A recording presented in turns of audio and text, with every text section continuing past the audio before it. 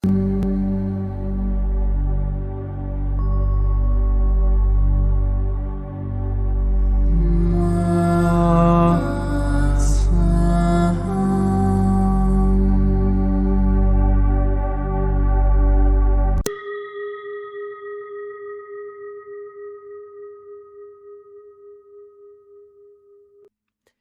qui suit est la transcription d'un échange entre Mathias de Stefano, désigné ici comme moi, et son soi supérieur, désigné comme je suis.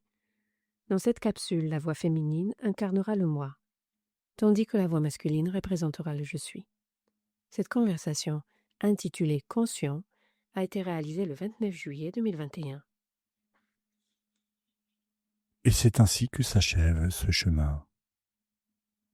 La conscience. Le chemin de la conscience. 360 jours. Et c'est ainsi qu'aujourd'hui, nous bouclons la boucle. Les 360 degrés d'une sphère, les 360 aspects qui ont formé l'arbre de la conscience. Depuis que j'ai commencé ma mission dans cette vie, c'est ce mot qui a défini tout ce que je fais et ce que je recherche. Ma vie est consacrée à la conscience planétaire. Je me demande si je sais vraiment ce qu'est la conscience. Pose la question alors. Qu'est-ce que la conscience ? Ce mot signifie avoir la capacité de discernement.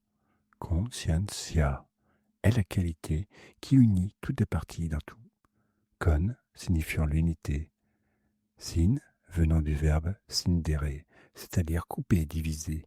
Et ent, une particule qui définit l'être, l'entité.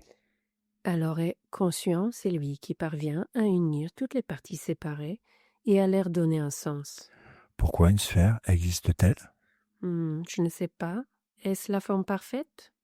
Une sphère existe parce que, lorsque les forces de la nature s'exercent les unes sur les autres en comblant les espaces par la force de gravité, la forme qui tend à économiser le plus d'énergie est la sphère.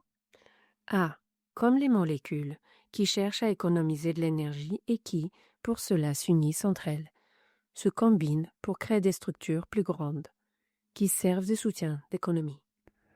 Une sphère est la forme dans laquelle toutes les parties s'ordonnent de telle sorte que chacune occupe une place parfaite et identique à celle de toutes les autres. Toutes sont égales, toutes trouvent un équilibre parfait.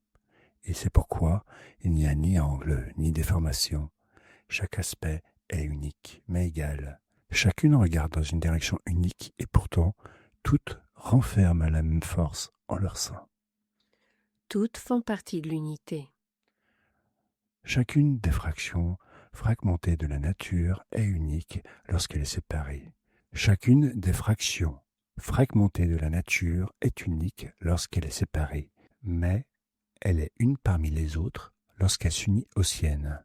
Tout comme chaque arbre forme une forêt, chaque goutte forme la mer, chaque personne fait partie de l'humanité, chaque étoile de l'univers, chaque esprit de Dieu. Ce sont les fragments qui donnent un sens au tout. C'est ainsi. Il n'y a pas d'océan sans gouttes, ni d'humanité sans humains, pas de forêt sans arbres, d'univers sans étoiles, ni de Dieu sans esprit. L'un fait l'autre, l'un donne un sens à l'autre, les parties et le tout. C'est pourquoi l'être conscient ne peut s'accrocher à l'une des parties. L'être conscient doit tout voir. C'est difficile de tout voir. Ce n'est pas difficile si tu procèdes pas à pas et si tu t'ouvres à cette démarche. Souviens-toi, tu n'es qu'un fragment et la tâche n'est pas de tout faire tout seul, mais de jouer ton rôle. Chacun a son rôle à jouer dans la formation de la sphère, mais pour occuper sa place, il doit reconnaître qu'elle est soutenue par une unité plus grande. C'est-à-dire qu'il n'est pas nécessaire de tout savoir pour être conscient, mais de se savoir partie intégrante et de reconnaître qu'il y a bien plus que j'observe. L'être conscient est celui qui sait qu'il ne sait pas. À quoi cela ressemblerait-il ? Lorsque tu fais partie de quelque chose de bien plus grand que toi, tu dois comprendre que tout cela fonctionne au-delà de tes actes, mais qu'il fonctionne néanmoins grâce à eux. Tout comme Dans un organisme vivant où les organes savent exactement ce dont le corps, dans son ensemble, a besoin, sans pour autant s'être jamais vus ni avoir interagi entre eux. Chaque organe sait ce qu'il fait, mais il ne sait pas vraiment pourquoi il le fait. Il sait simplement qu'il y en a beaucoup d'autres qui savent ce qu'ils doivent faire. La confiance. L'homéostasie ne fonctionne pas parce qu'il y a un leader qui dit à tout le monde quoi faire, mais parce qu'il y a des milliers d'êtres qui savent quoi faire indépendamment du leader. C'est là que réside la conscience, cet aspect qui reconnaît la place de chacun. Et ce chacun assume une responsabilité absolue. La seule chose dont cet être a besoin pour pouvoir fonctionner, c'est de savoir que d'autres s'occupent des parties qu'il ignore. Il ne peut y avoir quelqu'un qui fasse tout pour les autres. Chacun a quelque chose à apporter. Mais pour cela, ils doivent avoir une vision plus large, plus grande, transcendantale de l'endroit où ils agiront. Ainsi, un rein ignore ce que fait une main, mais tous deux savent qu'ils font partie du même corps. Un mot me vient à l'esprit que les professeurs utilisaient beaucoup à l'université. Multidisciplinarité. Un mot très long et difficile. Il fait référence au fait qu'il existe des problèmes qui ne peuvent être résolus à partir d'un seul point de vue, et que par conséquent de nombreuses disciplines doivent s'unir pour évaluer un même sujet. Je l'ai toujours imaginé comme un cercle de pierre, c'est-à-dire avec des personnes autour de quelqu'un ou de quelque chose en train de l'analyser. Une discipline est un domaine de connaissances, et la somme des connaissances, c'est la sagesse. Où as-tu trouvé la sagesse ? En sachant qu'il n'est pas nécessaire de connaître chaque discipline en profondeur pour résoudre un problème, mais qu'il faut savoir identifier quelle discipline peut aider à trouver la solution à un problème. Cela te donne une vision globale. Reconnaître chaque aspect du cercle te permet de faire appel à ces acteurs pour qu'ils t'aident à résoudre la question en jeu.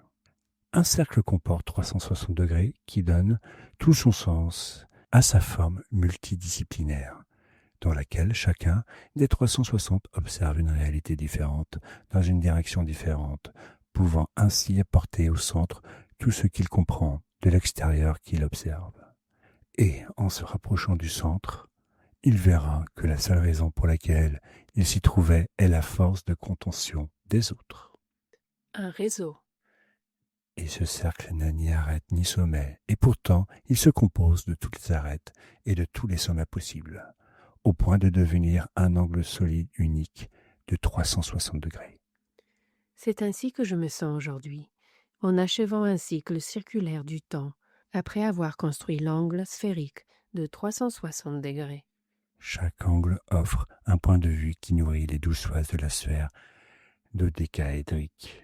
Bélier, Taureau, Gémeaux, Lion, Vierge, Balance, Scorpion, Sagittaire, Capricorne, Verseau et Poisson sont les 12 faces d'une sphère qui renferment chacune 30 attributs, renforçant ainsi les concepts des plans mental, émotionnel et physique. Chaque mot prononcé, chaque mot enseigné éduque aux sources éternelles de l'épanouissement de l'être vers le chemin de la conscience, un chemin éternel que l'on ne peut jamais atteindre, car on ne peut le connaître que lorsque l'on devient le chemin lui-même. Lorsque tu deviens le chemin lui-même. Tout ce que tu as parcouru jusqu'à présent, c'est toi, rien d'autre. Tout ce que tu as partagé jusqu'à présent, c'est toi, rien d'autre. Et ce que tu es appartient à tous, car ce que tu as vu, tu l'as mené au centre, afin que chacun puisse puiser dans sa force et en faire ce qui est nécessaire pour accomplir sa fonction. À l'image du cœur qui fait battre le sang sans se demander où il va, ni à qui il en donne plus ou moins. La conscience ne divise pas les parties, mais elle en tient compte pour leur donner un sens global, sans avoir besoin de les connaître chacune en profondeur. Pourtant, elle se donne entièrement à toutes, comme dans une offrande de bienveillance, démontrant ainsi sa volonté de faire partie de ce tout plus grand. Devenir un être conscient, c'est donc accepter la réalité des autres comme faisant partie de moi, même si je peux choisir d'en vivre une différente. Celui qui croit en Dieu fait partie d'une religion qui explique Dieu. Celui qui connaît Dieu sait que peu importe la religion que tu pratiques, car Dieu vit en toi. Celui qui élabore une théorie à partir d'une expérience fera partie d'un courant scientifique, mais celui qui connaît la science sera ouvert à toute expérience sans s'accrocher à une idée. Le fait que tu aimes une fleur n'implique pas que tu ignores l'existence des autres. Le fait que tu vives dans un monde animé n'implique pas que les autres ne puissent pas y vivre. La conscience est la plus petite partie de l'esprit, et pourtant, c'est la plus grande. Pourquoi? Écoute bien, si le subconscient est l'océan et l'inconscient les vagues, le conscient, ce sont les gouttes. Et qu'est-ce que l'océan, sinon une mer de gouttes? Oh, Que serait la sphère sans une constante de sommet? ouah, bien sûr. Quand tu as donné un jour l'exemple selon lequel l'esprit est comme un iceberg, j'ai retenu l'idée que l'océan est le subconscient. La partie immergée de l'iceberg est l'inconscient, et la petite pointe émergeant des eaux était le conscient, c'est-à-dire ce que l'on voit, le concret. Du coup, l'idée qui tournait en boucle dans ma tête était: comment se fait-il que quelque chose d'aussi recherché soit si infime, si petit? Qu'est-ce que tout le reste si la conscience est si minuscule? Mais maintenant je comprends. Tu comprends désormais que chaque pointe d'iceberg fait partie d'une mer gelée aux dimensions immenses. Tu comprends que ce sont les millions de rayons de soleil qui donnent tout son sens à son éclat, que ce sont les minuscules gouttes d'eau qui confèrent toute la puissance d'un océan. Chaque infime particule donne un sens à l'univers tout entier. C'est ainsi que, tout comme dans un cercle, les minuscules aspects conscients, tous réunis, se reconnaissant les uns les autres, sont capables de former la sphère, de créer le monde.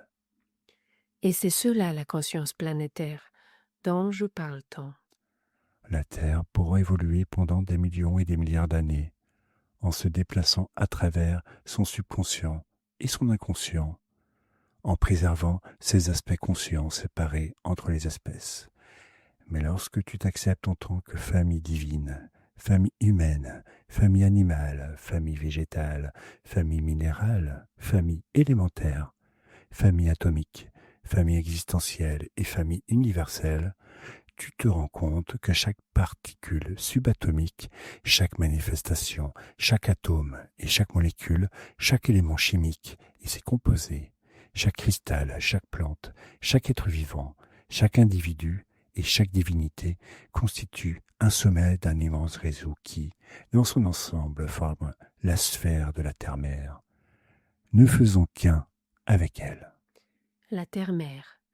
Je suis un sommet de la sphère appelée Terre, et en prenant conscience de chacun des autres aspects de ce monde, même si je ne les connais pas, en m'ouvrant à accepter leur existence, alors j'éveille la conscience planétaire.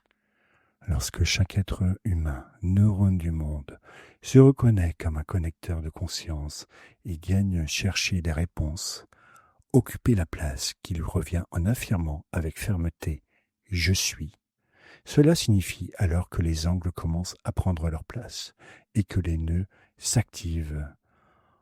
Et plus ils seront nombreux à le faire, plus ils commenceront à former la sphère.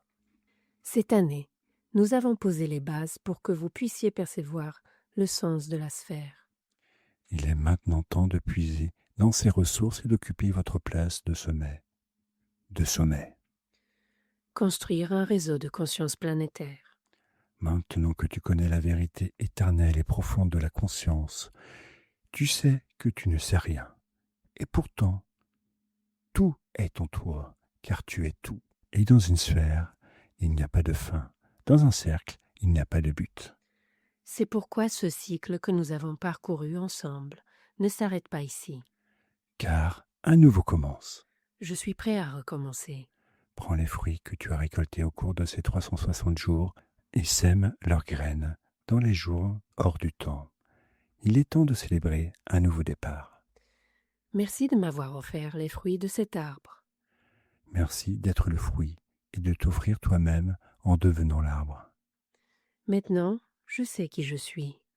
Dis-moi, qui es-tu? Je suis, je suis, je suis.